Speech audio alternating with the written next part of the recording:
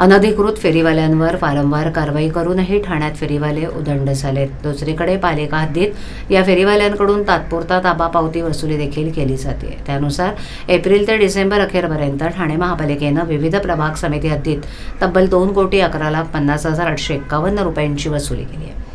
ठाणे महापालिका प्रशासनाच्या वतीनं सध्या शहरात 125 फेरीवाला क्षेत्र घोषित केले.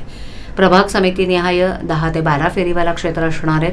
2019 साली ठाणे महापालिकेनं केलेल्या सर्व्हेच्या आधारे ठाणे शहरात केवळ 6,000 फेरीवाले होते.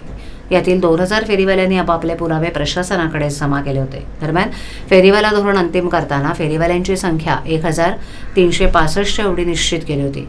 सध्या तर फेरीवाल्यांची कमिटी अस्तित्वात नाही.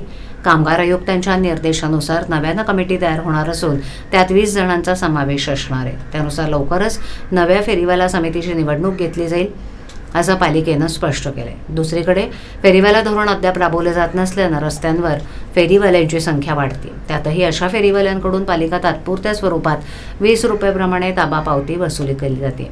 पालिका तात्पुरती ताबा पावती घेत असतानाही आमच्यावर कारवाई कशासाठी असा सवाल फेरीवाल्यांकडून उपस्थित होतोय. त्यातूनच पालिका कर्मचारी आणि फेरीवाल्यांमध्ये वाद झाल्याच्या घटना घडल्या.